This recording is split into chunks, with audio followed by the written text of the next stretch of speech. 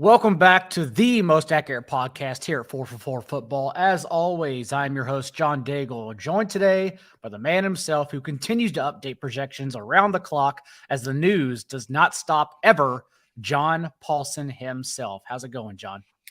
Going pretty good. And as I predicted last week, we were coming back for one more free agent coach speak podcast here before I go to Maui on Saturday for a week. I'm excited about that. For some, it's opening day.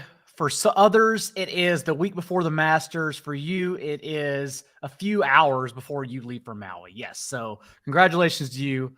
Hopefully it slows down a bit while you're out and you won't have too much to catch up on, because if anything, we learned that the owners meeting gave us more work. I didn't expect to get much news, honestly, but outside of Howie Roseman successfully pitching the use of the numeral 0 for non-lineman players, and we've already seen Calvin Ridley take that on for his jersey with the Jaguars next year.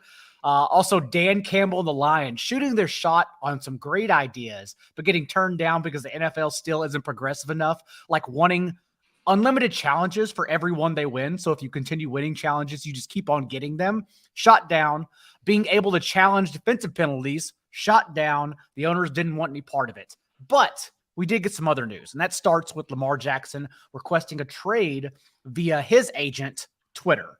And the funniest part was that it happened literally while John Harbaugh was sitting down for his conference and mentioning that Lamar Jackson is a great follow on Twitter. Of course, then Lamar releases the bomb that he wants out of Baltimore.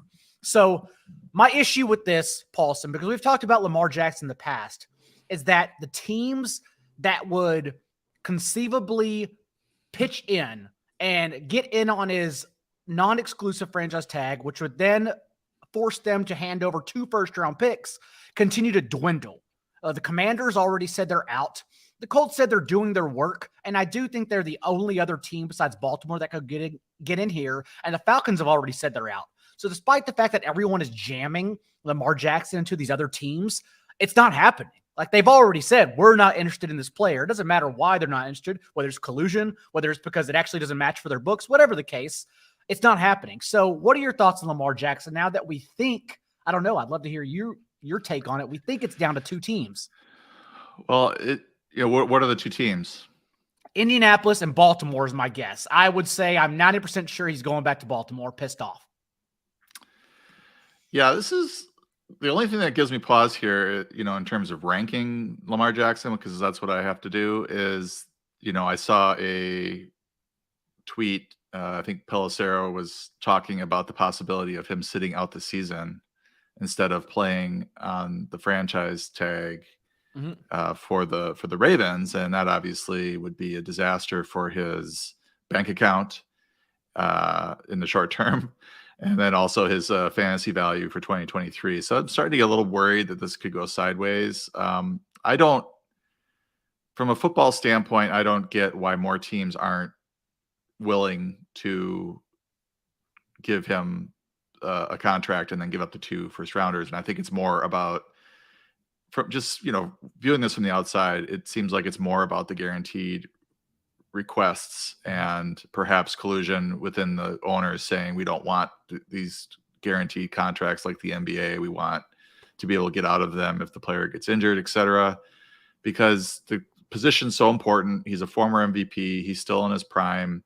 They're saying things like, oh, he's injury prone or whatever, his style, blah, blah, blah. That doesn't hold a lot of water given the importance of the position. So I'm kind of surprised that somebody hasn't pulled the trigger. But I think the complicating factor is that it's difficult to negotiate a contract with him because he's his own agent, and he's got some business partner who's not credited as an agent, supposedly talking to teams. So it's just kind of a giant mess when it comes to Jackson getting his fair market value in this situation. So I would say I'm a little leery about his status for 2023. And if you think he's going back to Baltimore for another year, I can't imagine that he's going to be happy about that. As you mentioned, pissed off.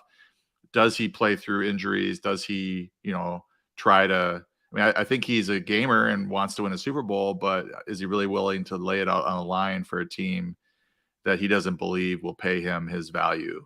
So it's kind of getting a little dicey. And I think that affects Mark Andrews, specifically Rashad Bateman, the offense in general. What is their backup plan if Jackson is not playing? And it's just not as good. Whoever they're going to have in there is not going to be as good as he is. It looks like Huntley is still on the roster, so that would be Pro Bowl. That's Pro Bowler Tyler Huntley to you. I should put respect on that name. I don't know how he made the Pro Bowl, but yeah. So I mean, that's what we were looking at. So I guess the good news for Baltimore is they could just plug in a Pro Bowler. The bad news is that it's Tyler Huntley. He's fine. He's a backup, but if you're Mark Andrews manager, you want Lamar Jackson in there.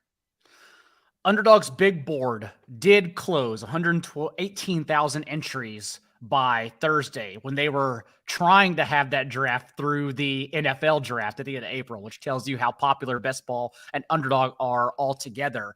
But as you mentioned, I think this news really revolves around not just Lamar Jackson, but Rashad Bateman. So I'm curious where you have Bateman ranked in your never too early rankings as Best Ball drafts continue to go on without the big board. Because for Lamar, yes, we have to wait and see on where he plays and if he plays. But I will continue to pound the mic and say that, remember, his last 2 seasons, he has quietly lacked a ceiling. He has just five top 5 finishes over his last 24 games. So I still think he's actually been overdrafted as the QB5 in early drafts. But what do you think about Rashad Bateman right now with the ambiguous situation under center? Yeah, right now I have him at wide receiver 38. So he's behind Deontay Johnson, Treylon Burks, Juju Smith-Schuster, and Courtland Sutton. And he's ahead of Gabe Davis, Jacoby Myers, George Pickens, Michael Thomas. So he's in there in that wide receiver, low end wide receiver 3, high end wide receiver 4 type ranking right now. And some of that has to do with the fact that Jackson is disgruntled and looking elsewhere. It's also known as the I don't know what the hell to do with these guys tier. We'll get back to some more quarterback news in a bit, but I want to move on because Sean Payton had a lot of things to say, first of all, including the fact that they think Jarrett Stidham, who, to be fair to him, did have one of the best starts somehow of last year against the best defense in San Francisco, came out of nowhere because the next week against the Chiefs, he wasn't that great. But Sean Payton did say Jarrett Stidham, they believe he could be a starter in this league. And remember, Stidham did sign for more than just backup money, as if Russell Wilson doesn't work out, insurance money, basically 2 years, $10 million. Payton also said, though, that we're not trading these 2 players, and Jerry Jeudy and Courtland Sutton. I had been drafting both in best ball drafts, hoping that one or the other was traded because we've seen their target shares increase the last 2 seasons when they've been away from one another. Sutton, 22.7% target share, Jeudy, 18.3% the last 2 years when one has been off the field. However, when they've been on the field together, Sutton just a 15.2% target share and Jeudy 13%. So it drops dramatically. And yes, they've had poor quarterback play in that time. So your thoughts now that we believe both Jeudy and Sutton will be on Denver in week 1? Yeah, I mean, it went from we're going to trade one or both of these players to now we're keeping both. So Sean Payton must have watched the film and decided that they were, both worth keeping. And, Jeudy is coming off a good season. He was wide receiver 21 last year. Sutton obviously missed a lot of time with injuries. He was, he missed some time with injuries. He was wide receiver 43, never really got going with Russell Wilson. A lot of really kind of subpar games. He did finish relatively strong. He started strong and then finished relatively strong, but there was a period in the middle there where he had, sub 5 points in 3 straight games against the Chargers, Jets, and Jacksonville. His targets were kind of up and down, just looking at his game log right now. But I think Sean Payton's going to come in and fix this offense very likely and probably fix Russell Wilson. So I think both players are certainly worth a look. You have to wonder what else they're going to add. I know they added Marquez Callaway. They still have Tim Patrick coming back, but I think that with Peyton coming out and talking about Jeudy and Sutton, they'll be able to feature them both. And then, of course, they have Greg Dulcich at tight end. So if Russell Wilson gets back to his, Seattle type efficiency, and, I don't know how much they're going to run the ball down the throat of the defense, given the fact that Javonte Williams is coming off the ACL, and they signed a pass catching Samaje Perine. This might be a fairly pass heavy offense that, a lot of attempts for Wilson, and that could benefit all the pass catchers. Marquez Callaway, of course, interesting because he did have 7 top 36 finishes as at least a wide receiver 3 in fantasy in his final year under Sean Payton just 2 years ago. So perhaps he's revigorated as the team's third receiver if Jeudy and Sutton are sticking around. Russell Wilson also going in the 10th round, which leads me to the next bit of news, because 49ers head coach Kyle Shanahan came out and said Trey Lance, who is going in the 9th round right now, an underdog, and Sam Darnold will split first-team reps throughout training camp.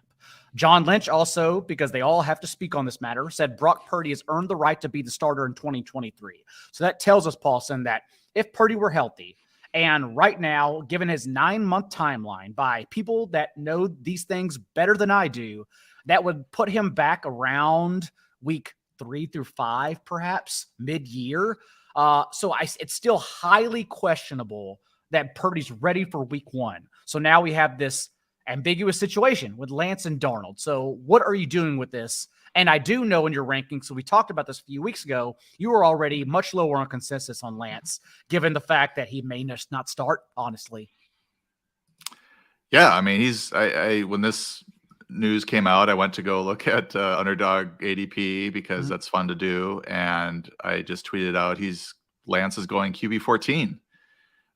We don't even know if he's going to start over Sam Darnold. The powers that be are saying that Brock Purdy's ahead of him. So, you might have a situation where he wins the starting job in September in the offseason. He, maybe should beat out Sam Darnold. I mean, Darnold did a little bit better last year when he came back. And obviously Shanahan has had a lot of success taking quarterbacks, mid-career and doing good work with them. And it's a very quarterback friendly offense, as we know. But, so you might end up in a situation where Lance, Purdy's still out. Lance starts in September, and, all these people have drafted him QB 14 ahead of guys like Aaron Rodgers, Jared Goff, Geno Smith, who was great last year and re-signed and is in the same system he was last year, going QB 17. Russell Wilson, QB 18 now with a fresh offensive mind there. Sean Payton. So those guys specifically, I'm really surprised that, Lance is going ahead. I could see him as a QB 2, 3, 4 dart throw, but, as your, if you're drafting 2 and maybe he's your second, or if you're waiting on quarterback and he's your QB 1, that seems really, really optimistic about his ability to win and hold on to that job, because all it takes is a bad September or a couple of so-so games and Brock Purdy's back, and there are, they all they do is remember what he did at the end of this last year and want to put him back in. So I think it's a bad idea to be drafting Trey Lance QB 14. Frank Reich spoke on how they're going to use DJ Chark after handing Chark for the second year in a row his fully guaranteed contract. It was $10 million with the Lions. This year it's 1 year, $5 million guaranteed with the Panthers. And Reich said, we want to develop him into a complete receiver and widen his route tree. It's not just going to be all the vertical stuff downfield, which tells you, 1, he's going to be an every down player, presumably. And 2, that's interesting because last year he was a vertical threat, and that's all he was. He was 16th in the league among all wide receivers and target rate 20 yards downfield. And that did allow him to spike 4 top 24 finishes with the Lions. What's interesting about that as well is if we're assuming CJ Stroud is the number 1 overall pick, Stroud did lead this class in completion rate, 51% on throws 20 yards deep. So your thoughts now on DJ Chark, and did Frank's words move the needle for you? Yeah, I think it does. It does indicate that they have big plans for him. And you kind of you think that DJ Chark's kind of, I don't know, washed, or he's been around forever or whatever, but he's only turning 27 in September. And I think we were probably expecting more out of him in Detroit, but he, played 11 games, 500 yards with 3 touchdowns. Obviously, there's a lot going on, a lot of moving pieces in Detroit. Plus, he was in and out of the lineup with injuries, and he's only a few years removed from his 73 catch, 1,008 yard, 8 touchdown sophomore season for Jacksonville. And then he had 93 targets the following year, 53 for 706 and 5. And that was Gardner, Minshew. It was before Trevor Lawrence got there. And then in his 3rd or his 4th season with Jacksonville, he only played 4 games. So he's been typically his sophomore season, 67 yards receiving on average, 3rd season, 54 yards on average, and then 38 and 46 over the last 2 seasons. And I think going, to Carolina and having all these targets up for grabs, certainly, I'm more excited about his upside than I am Adam Thielen. I think Thielen, can do some damage in PPR formats, but I think in half PPR for sure, I would have Chark, ranked over Thielen. I think there's still some upside here given his age and likely role in this offense. Rams head coach Sean McVay came out and said there will be no limitations on Matthew Stafford in training camp and in 2023. So we expect him to be back completely healthy. And now we are 1 season removed from the regression we knew would happen. I wrote about this in my team preview last year for the Rams and why I was out on Matthew Stafford after 2 years ago, him finishing with a career high touchdown rate, his 3rd most points per game in fantasy for his career, and also throwing 5 touchdowns on 7 attempts from the goal line. Pretty much the Jamal Williams of quarterbacking 2 years ago. And then he got injured last year. Nonetheless, the regression came through the air. But this isn't about Stafford bouncing back this year. It's about Stafford bouncing back and then bringing along Cooper Kupp, Tyler Higbee, and others with them. So I'm really curious on your early thoughts on Cooper Kupp, because remember, when we saw Cooper Kupp even last year, Stafford played 6 healthy games. Kupp went over 105 of those games, and he averaged double-digit targets. So he was still the Cooper Kupp that was expected to compete, if not outscore Justin Jefferson, had Stafford stayed healthy last year. Yeah, you brought up the touchdown rate, and the touchdown rate in 2021 for Stafford was 6.8%. Yep. That was a career high. He had 6.5% his second to last season in Detroit, but he only played 8 games that year. So he has a career 4.7 touchdown rate. And last year it was 3.3. So what I think he regressed last year. I think he's going to regress back in a positive manner. I call it positive regression. That gets a lot of people upset sometimes on Twitter, calling it positive regression. People upset on Twitter? Are you sure? Yeah. They get really upset, especially about positive regression. Anyway, and other things as well. So I think, if Kupp comes back healthy, they have to address their number 2 receiver. Allen Robinson did not work out. I think they're trying to look at a trade there for him. He might get cut. I saw Sean McVay talked about Odell Beckham and loving him. So it is a bit of a concern there, given the depth at receiver. They do have some other guys, Tutu Atwell and Van Jefferson, who could step in, but you'd like to see a little, more talent at that wide receiver 2 spot. I think this whole offense should be better. Sean McVay stuck around thinking that he could turn this thing back around and retire. So, I think as long as Stafford's healthy, he should be in that QB2 mix, but maybe not a high-end QB2. I mean, I think it's interesting maybe to discuss Trey Lance versus Matthew Stafford. I mean, I would think Matthew Stafford should probably go ahead if Stafford is for sure not going to have any limitations with that throwing arm. And I would imagine, given their depth chart, as you mentioned, the Rams will add to their wide receivers room in the draft or late into the offseason, maybe even Odell Beckham returning. As McVay mentioned, they have been talking to him, especially since they are still looking to trade Allen Robinson and are willing to eat a portion of his contract. So I'm still taking pop shots late on Van Jefferson, thinking Allen Robinson won't be there. But I think there's going to be another player in their 11 personnel, 3 wide sets, that isn't on the depth chart just yet. So it's a hard notion to really stack Stafford around. Saints head coach Dennis Allen said Michael Thomas is not, I repeat, not 100%, and they will be cautious and take it slow with him. And honestly, Paulsen, I don't know what the hell to do with this, considering we really haven't seen Michael Thomas play professional football in basically 2 years. Like, he had a couple touchdowns last year and the season opener, but beyond that, really wasn't a usable player. So your thoughts, and are you in and out on his current ADP? Yeah, I just was scrolling to see his current ADP. Wide receiver 48, going, right around pick 99. So that's in the ninth round, early ninth round. I think that's a reasonable price for a player of his sort of upside, but the understanding that he's likely, or there's a non-zero chance that he's, missing 6 games. He's playing half the season. He's hobbled.